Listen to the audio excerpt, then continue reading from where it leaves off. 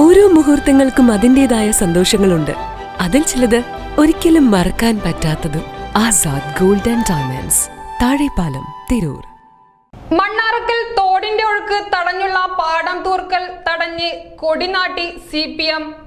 തടഞ്ഞത് വലിയ രീതിയിലുള്ള പാടം നികത്തൽ.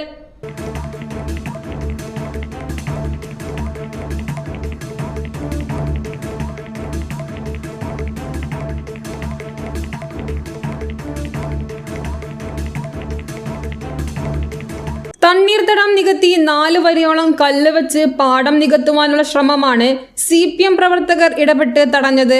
കെട്ടിയ 4 വരി കല്ലുകൾ CPM പ്രവർത്തകർ പൊളിച്ചു മാറ്റി. ഇവിടെ നമുക്കറിയാം, ചെമ്പ്ര ഈ പ്രദേശം തന്നെ കഴിഞ്ഞാൽ എല്ലാ വർഷക്കാലത്തും ഒരു 10-30-ലധികം വീടുകളിൽ എല്ലാ വർഷവും വെള്ളം കയറിയിട്ട് ആളുകൾ വലിയ ബുദ്ധിമുട്ടായിട്ട് താമസം മാറുന്ന ഒരു സ്ഥലമാണ്. ഇവിടുത്തെ ഏറ്റവും പ്രധാനപ്പെട്ട ഈ വെള്ളം ഒഴിഞ്ഞു പോകാനുള്ള ഒരു തോടാണ്. ചെമ്പ്ര സ്കൂൾ മുതൽ അവിടെ മുതൽ ഈ പുഴയിൽ നേരെ എത്തിച്ചേരുന്ന ഈ തോട് കയ്യേറിയിട്ടാണ് എന്ത് ചെയ്തിട്ടുള്ളത്, ഇന്നിവിടെ കെട്ടിയിട്ടുള്ളത്. ഇപ്പം നമ്മൾ ഈ നിൽക്കുന്ന സ്ഥലം തന്നെ തണ്ണീർത്തടത്തിൽപ്പെട്ട സ്ഥലമാണ്. ഇതൊരു കാരണവശാലും എന്ത് ചെയ്യാൻ പാടില്ല, മണ്ണിട്ട് തൂർക്കാൻ അനുമതിയുള്ള സ്ഥലം കൂടിയല്ല.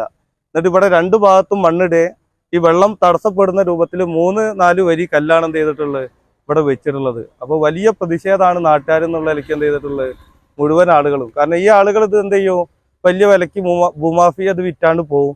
ഇവിടുത്തെ പ്രദേശവാസികൾ കൂടുതൽ വെള്ളത്തിൽ ബുദ്ധിമുട്ടാവുന്ന സ്ഥിതിക്കാണ് ഈ കാര്യങ്ങൾ പോണത്. ഇപ്പൊ നമ്മൾ ഈ നിൽക്കുന്ന ഈ റോഡിൽ തന്നെ ഒരാളെ മുട്ടറ്റ് എന്ത് ചെയ്യുന്നതാണ്, വെള്ളം എല്ലാ വർഷവും കയറുന്ന ഒരു സ്ഥലമാണിത്.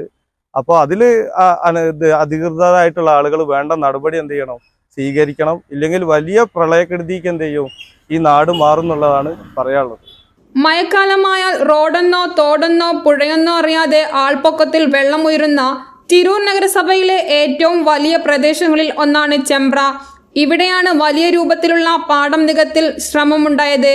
ഇതാണ് CPM നേതാക്കളായ മനീഷ്, മനോഹരൻ, അനീഷ്, ജംഷീർ, ആസാദ്, സുന്ദരൻ, നാസർ എന്നിവരുടെ നേതൃത്വത്തിൽ തടഞ്ഞത്. ന്യൂസ് 99 തിരൂർ.